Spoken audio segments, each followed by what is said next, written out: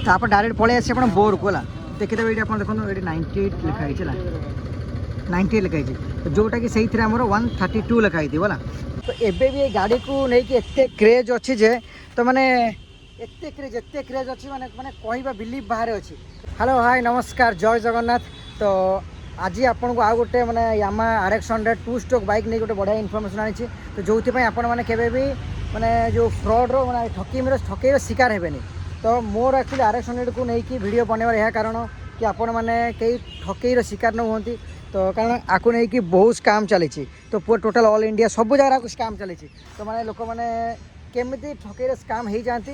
तो चलते बुझे दूसरी। तो एबे भी गाड़ी को लेकिन एत क्रेज अच्छी जे तो मैंने एत क्रेज अच्छी माने माने कहवा बिलीव बाहर अच्छी। तो से लोक मैंने आपको नहीं कि लोक मानक ठकुंट जोटा कि स्काम कर लोक मैंने बहुत इजिली स्काम रे फसी जाऊँच। तो आपको नहीं केमती कहीं स्काम कर निहत जाना दरकार अच्छे। तो देखो मुझे गोटे रिसेंटली किसी 2-3 दिन तले गोटे छोट गोटे इंस्टाग्राम शॉर्ट अपलोड करी जो कि मुझे कि मो पाखे एमती बहुत सारा गाड़ी अच्छी माने जो मैंने नवा चाहूँ मत कहले मुझे करदेवी जहाँ भी कही।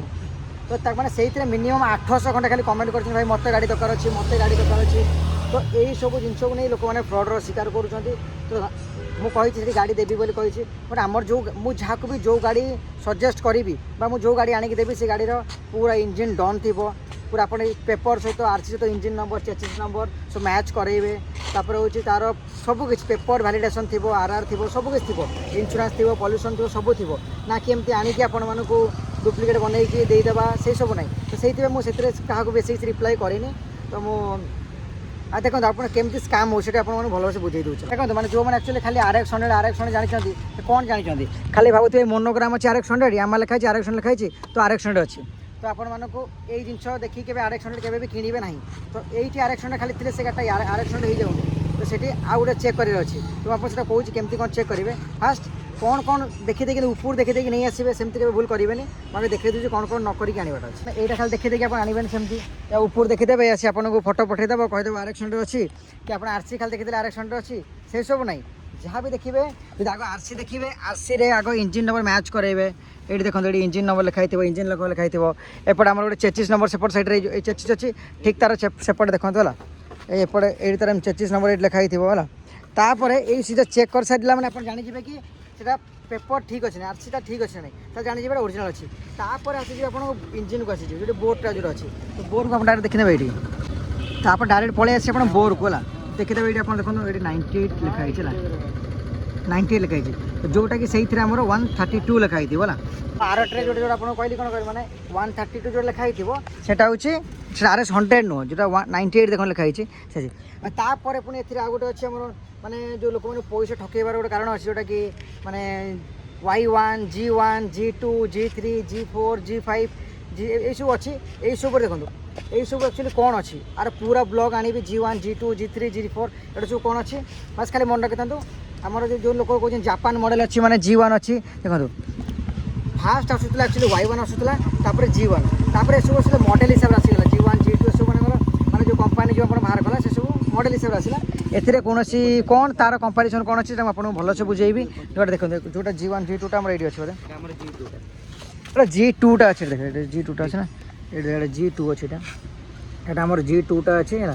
तो लोक मैंने भावुं कि G1 G2 रो जो हो तो G1 G2 रो पिकअप जोटा रोचे तो ता कंपैरिजन आम पर ब्लॉग रे आपको बुझेदेवी G1 पिकअप भल G2 पिकअप भल G3 G4 G5 से कौन अच्छी या Y1 अच्छी।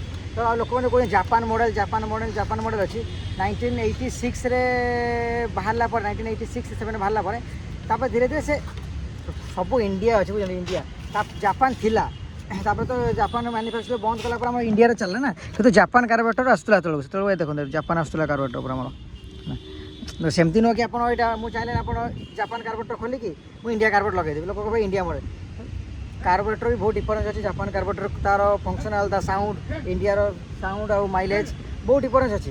तो जापान साउंड इंडिया साउंड से धीरे आम थोड़े आउट आने एका लगे देखा साउंड के साउंड के आसूँ है। तो मुझे टॉपिक चलता कि आम स्काम केमी बचा तापर हूँ OLX आप देखुए OLX गाड़ी को लेकिन बहुत सारा एमती आड दौरान मैंने किए 30,000 किए 15,000 किए 40,000 किए 50,000 किए 1.5 लाख 2 लाख सब दौरान ଆପଣ ପଇସା ମ୍ୟାଟର ରଖନ୍ତୁନି। ଦେଖନ୍ତୁ ଏବେ ବି ଆପଣ କୌଣସି ଗୋଟେ ନୂଆ ଗାଡ଼ି କିଣିବାକୁ ଗଲେ ମିନିମମ୍ ତ ଲକ୍ଷେ ତଳୁ 2 ଲକ୍ଷ ତଳୁ କିଛି ଗାଡ଼ି ହିଁ ନାହିଁ ଆପଣଙ୍କର।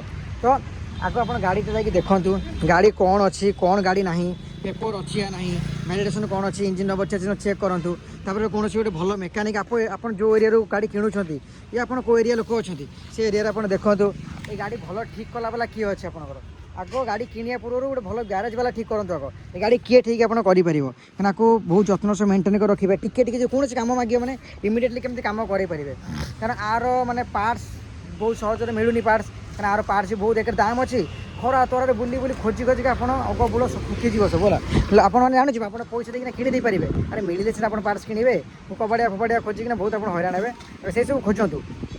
ତାପରେ ଲୋକମାନଙ୍କୁ ଆପଣ ଏ ଗାଡ଼ି ଦେଖେଇକିନା ଫଟୋ ପଠାଇବାକୁ କହିବେ। ତାପରେ କହିବେ କି ଆପଣ 500 ଟଙ୍କା ଆଡ଼ଭାନ୍ସ ଦିଅନ୍ତୁ କି 500 ଟଙ୍କା ଆଡ଼ଭାନ୍ସ ଦିଅନ୍ତୁ, ଆପଣ ପାଇଁ ଗାଡ଼ି ରଖିଥିବି ଆଉ କାହାକୁ ଦେବେନି, ଏମିତି କହି ଆପଣ ସ୍କାମ୍ କରି ଠକିବାକୁ ଚେଷ୍ଟା କରିବେ। ମାନେ ଖାସ୍ କରି OLXରେ ଆପଣ ଗାଡ଼ି ଦେଖିଦେବେ, ମେସେଜ୍ କରିବେ ସେ କ'ଣ ଭାଇ ଗାଡ଼ି ଅଛି, ଆପଣ ଗାଡ଼ି ଯଦି ଦେଖିବାକୁ ଚାହୁଁଛନ୍ତି ତ ଆପଣ ଏଇ ଜାଗା କେନ୍ଦ୍ରାପଡ଼ା ଆସିବାର ଅଛି, ଜଗତସିଂହପୁର ଆସିବାର ଅଛି, ତ ନମ୍ବରଟା ଦେଉଛି ଆପଣ ଫୋନ୍ ପେ ପଇସା ପଠାଇ ଦେଇଥାନ୍ତୁ, ମାନେ ପେଟ୍ରୋଲ ପକାଇ ଯିବି। ଏମିତି କରିକି ମୁଁ ଦେଖିଛି, ମୁଁ ମାନେ ମୋ ନିଜ ସାଙ୍ଗ ଭିତରେ ପିଲାମାନଙ୍କୁ ବହୁତ ଠକେଇ ଶିକାର ହେଇଛନ୍ତି। କି ତାଙ୍କୁ କହିଦେଉଛନ୍ତି 500 ଟଙ୍କା ପଠାନ୍ତୁ, 1000 ଟଙ୍କା ପଠାନ୍ତୁ, ମୁଁ ଗାଡ଼ିଟା ରଖିଥିବି ଆପଣ ଆସିକି ନେଇକି ଯିବେ, ଦେଖିକି ଯିବେ। କାହିଁକିନା ଆଙ୍କ ମାନେ RS ନେଇକି ଏତେ କ୍ରେଜ୍ ଅଛି ଯେ ମାନେ ଦେଖିବା ଚକ୍କରରେ କିଣିବା ଚକ୍କରରେ ସାଙ୍ଗେ ସାଙ୍ଗେ ପେମେଣ୍ଟ କରିଦେବେ ମାନେ। ତ ସେଥିପାଇଁ ସେଇ ସବୁ ଭୁଲ ଆପଣ କରନ୍ତୁନି। ତ ଡାଇରେକ୍ଟଲି କୁହନ୍ତୁ ଠିକ୍ ଅଛି ଗାଡ଼ି ଅଛି ତ ମୁଁ ଯାଉ ଦେଖିବି, ଦେଖିଲା ପରେ ପେମେଣ୍ଟ ବିଷୟରେ କଥାବାର୍ତ୍ତା ହୁଅନ୍ତୁ। ଆଗ ଦେଖନ୍ତୁ କାହା ଗୋଟେ ମେକାନିକାଲ୍ ନେଇକି ଯାଆନ୍ତୁ ଆପଣ ନ ଜାଣିଛନ୍ତି ଗାଡ଼ି ବିଷୟରେ। ମୋର ଭିଡ଼ିଓ ବନେଇବାର କାରଣ ଏହା ଅଛି କି କାହିଁକିନା ଯେଉଁ ଫ୍ରଡ଼୍ ହେଉଛି ଲୋକଙ୍କ ସହିତ ହେଉଛି, ମୁଁ ନିଜେ ବି ଯାହା ବି ହେଇଥିଲି କହିବି ଆପଣଙ୍କୁ। ତ ଏଇସବୁ ଜିନିଷ ପାଇଁ କେହି ନ ହୁଅନ୍ତୁ। ए 2 स्ट्रोक बाइक उपर जिते सारा डिटेल वीडियो दरकार अच्छे मुझे आपको देदेवी विजय 2 स्ट्रोक चैनल आप पाइबे डेली अपडेट पाइबे जहाँ जहाँ जाना चाहते खाली RX नुआ पर RX 135 RX Z RD 350 माने जिते वेस्पा स्कूटर हो कि आमर जो आम कहते टूटी ऑयल्टा पे लीक होती भी एवं ठीक करनी ठीक से टाइम भी मत होनी करने करदे जो खरा तरा हो मुंड मुंड बिंधुची कराही करदे।